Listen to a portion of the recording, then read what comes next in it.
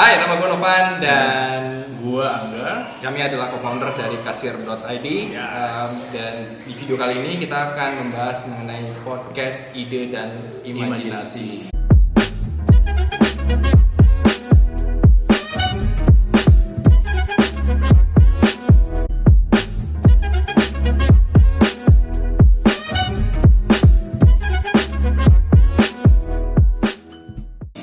Ya, kenapa ide dan imajinasi?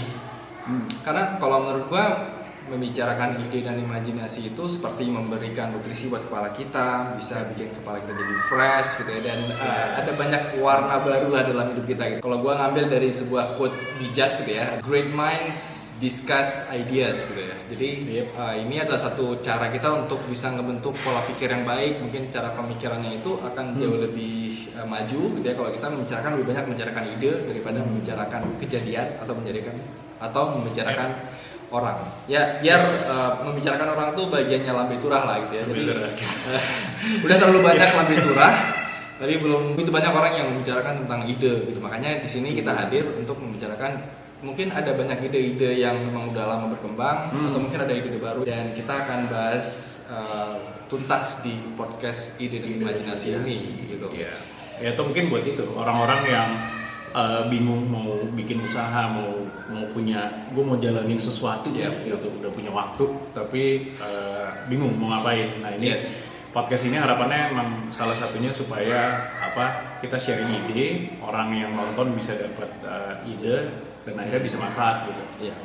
Mungkin kalian melihat atau mendengar sendiri ada banyak banget back sound di podcast ini ya, karena memang kita penuh warna ya gitu ya. Jadi nggak cuma suara kita doang, tapi juga ada suara-suara dari manusia-manusia yang akan tumbuh berkembang menjadi manusia yang menjalankan ide-ide ini mungkin ke depannya seperti itu.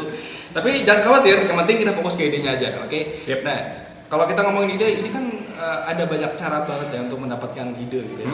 Kalau gue pribadi, gue biasanya mendapatkan ide itu di tempat-tempat yang memang sesuai dengan mood gue gitu. Misalkan gue senang tempat-tempat yang rimbun, tempat-tempat yang rindang, kayak di taman atau mungkin di pegunungan, atau ya bahkan kayak di komplek perumahan gue sendiri ini tergolong rindang sebenarnya karena ada banyak banget pohon yang ditanam di sini gitu. Dan gue sering banget dapat ide kalau misalkan gue lagi nongkrong di teras sambil menikmati kopi gitu ya, atau nongkrong di kamar mandi ya, itu salah satunya gitu. Jadi kalau nggak ada tidak selalu di tempat-tempat rindang, tapi juga kadang-kadang di tempat umum seperti di toilet gitu ya, lagi mengeluarkan sesuatu itu biasanya begitu langsung muncul ide gitu.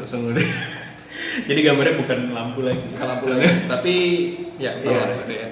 Atau juga mungkin di tempat-tempat lainnya kayak misalkan di tempat tidur gitu misalkan. Nah ini paling sering juga dapat ide kalau misalkan mau istirahat, mau tidur, udah selesai tidur, terus tiba-tiba kepikiran sebuah ide. Itu biasanya kalau udah seperti itu jadi nggak bisa tidur tuh. Cara yang paling terbaik ya udah bangun dari tempat tidur, terus nulisin sesuatu atau mungkin otak-atik di komputer. Intinya ngeluarin idenya itu dari kepala ke entah itu ke buku atau itu ke notepad gitu misalkan, atau di Evernote gitu. Benar, pada dasarnya sebenarnya ini sih di saat kita relax, kita senang, itu biasanya ide keluar tuh kayak mungkin beda sama Mas Novan ya. Kalau gue malah kalau ketemu orang banyak lagi ngobrol gitu sambil bercanda, terus ya orang itu cerita gitu. Kadang-kadang kita ngelihat ada referensi problem-problem orang-orang yang kelihatannya ini bisa jadi solusi nih gitu. Atau ada dari solusi orang yang pas kita lihat ini kayaknya bisa nyelesain masalah yang ini nih gitu. Gitu sih. Tapi kadang juga gue kadang-kadang kalau terdesak tuh juga akhirnya jadi keluar ide cukup ekstrim sih Mas gitu. Karena emang banyak orang bukan berarti senang ya, bukan berarti senang terus. Karena ini kayaknya udah umum ya, orang-orang kalau di kondisi terdesak tuh pasti ada ide luar biasa, ada ide jenius yang muncul. Makanya kita terkenal dengan istilah SKS, sistem kebut semalam. Jadi kayaknya rentang waktu 8 jam itu seperti membuat kita jadi manusia super gitu. Kita jadi punya tenaga, punya pemikiran yang luar biasa hebat sampai kita bisa menyelesaikan tugas apapun yang kita kerjakan yang tadinya dikasih seminggu tapi bisa dikerjakan dalam waktu 8 jam. Jadi memang salah satunya itu dorongan kepepet itu bikin kita bisa punya ide-ide yang brilian gitu. Betul. Tapi di balik ini nih Mas, maksudnya ide ini kan cukup bagus ya. Maksudnya kalau orang tuh kalau cerita tentang ide tuh apalagi kita ngelihat ide-ide tuh banyak banget yang berjalan sekarang tuh dari ide-ide yang mungkin cuma diomongin cuma obrolan warung tiba-tiba jadi kenyataan jadi besar gitu. Nah,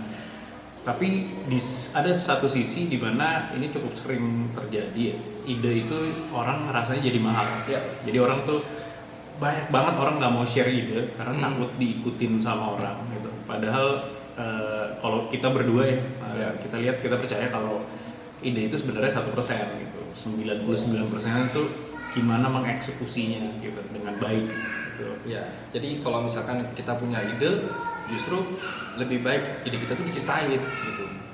Ke orang-orang gitu, bukan untuk kemudian ditiru atau mungkin dicuri ya. Ide dicuri mungkin ada gitu ya. Tapi ide yang menjadi sukses atau ditunggu tuh jauh lebih sedikit daripada ide dicuri gitu. Dan biasanya kalau kita ceritain ide kita ke orang lain dan orang lain punya perspektif tertentu tentang ide kita itu, bisa jadi malah idenya jauh lebih keren gitu, lebih kaya gitu dengan yang sebelumnya gitu. Ini terjadi juga waktu itu kita bikin kasir ya pertama kali. Kita kepikirannya cuma bikin point of sale sederhana aja gitu. Jadi begitu kita cerita tentang kasir ini ke orang lain, ada banyak banget masukan, kita ceritain tentang retail landscape Indonesia seperti apa. Di situ baru kita muncul ide bahwa sebenarnya yang dibutuhkan oleh si pedagang ini bukan sebuah sistem, tapi sebuah ekosistem gitu ya. Ketimbang kita ngasih cuma point of sales doang ya, sebagai alat pencatatan, kita ngasih mereka sebuah ekosistem di mana mereka punya benefit yang mereka nggak bisa dapatkan sebelumnya di tempat lain gitu. Dan ini jauh lebih berguna buat mereka, powerful banget jadinya gitu. Benar banget, jadi paradigma jangan ceritain ide itu agak bertentangan sih sebenarnya gitu. Nah, kita sharing, makanya kita di sini nih ngebuat podcast ide imajinasi ini justru pengen kita nge-share ide gitu. Jadi kalau teman-teman ada ide atau lagi bingung gue mau bikin apa ya ini itu mungkin ini bisa jadi salah satu referensi buat dikembangin sendiri. Kalau gue pengen ngasih tips ya, kalau ada teman-teman yang mungkin bingung nih gimana sih kok kita bisa punya ide gitu ya.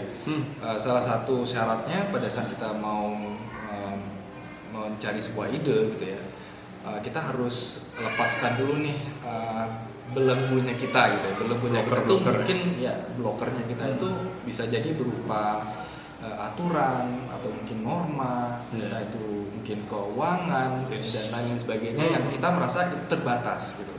Begitu kita bisa melepaskan blockers ini, kita bisa melepaskan belenggu ini, itu ide dan imajinasi kita tuh jadi liar banget gitu. Jadi seolah kita punya kemampuan yang luar biasa untuk mewujudkan suatu ide gitu. Dan pada kita saat jalankan sendiri pun sebenarnya tidak seluar biasa itu gitu ya. Tapi ada hal yang sederhana yang bisa kita jalankan dari ide-ide yang luar biasa itu gitu. Contohnya waktu kita bikin kasir pertama kali, ya kita kepikirannya kita pengen punya aplikasi yang digunakan oleh customer di 3 benua. Kalau kita mikirin di awal kita nggak punya kemampuan untuk bisa bikin aplikasi sejauh itu, ya kita nggak akan pernah bisa mulai gitu ya. Tapi kita tahu bahwa mimpi itu dimulai dari hal yang kecil. Ide itu walaupun seliar mungkin, tapi bisa dimulai dari hal yang sangat kecil gitu.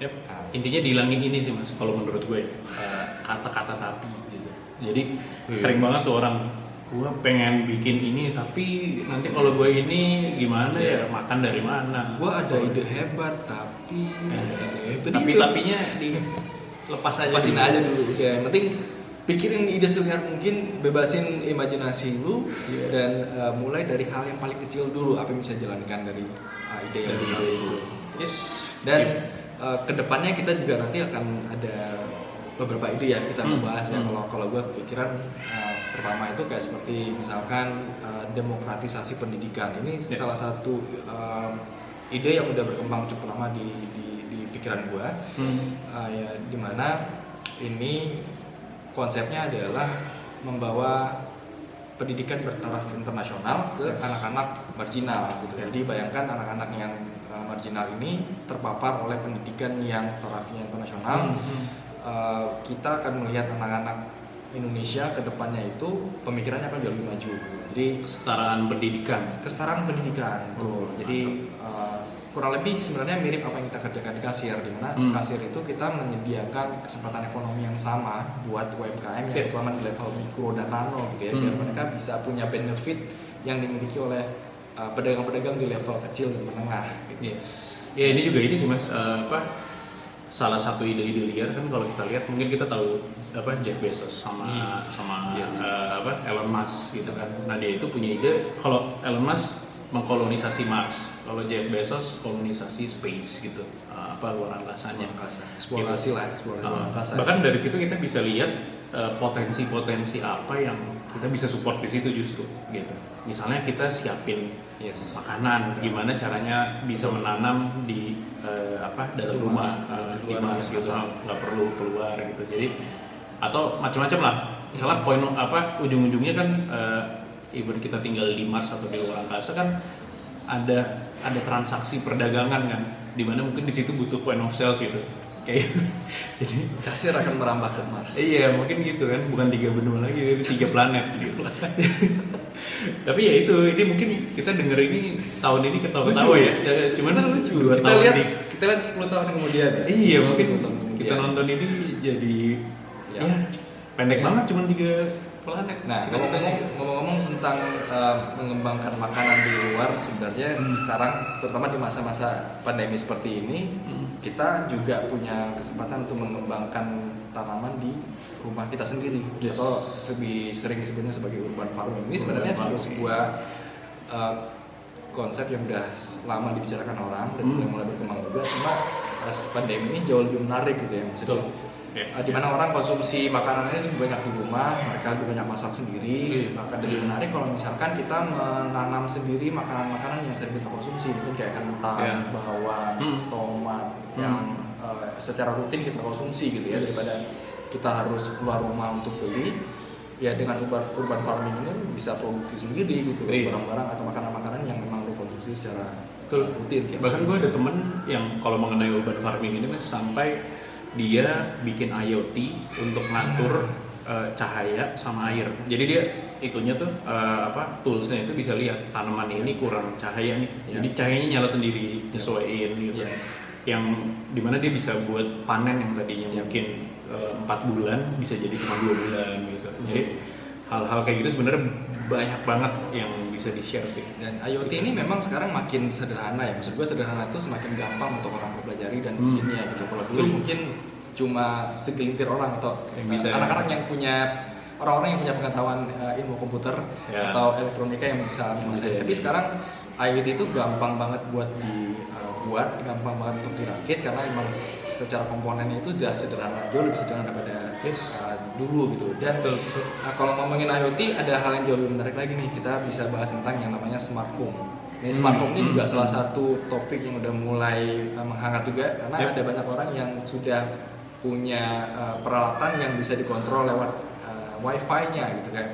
Lampu yang bisa dikontrol, terus juga ada kamera yang bisa rice cooker yang terhubung ke handphone. Jadi ada banyak banget barang-barang yang sekarang bisa dikontrol melalui handphonenya kita. Jadi ini juga nantinya bisa kita bahas di podcast Ide dan Imajinasi ini. Dan masih banyak lagi ide-ide atau imajinasi lainnya yang bisa kita bahas di podcast ini. Jadi tonton terus, simak terus episode-episode yang akan muncul.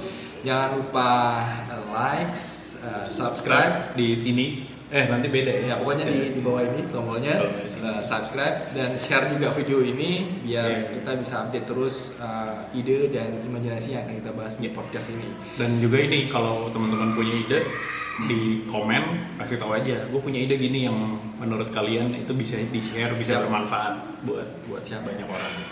Gitu. Oke, itu. Sekian dari kami, sampai ketemu di episode berikutnya. Ya, bye.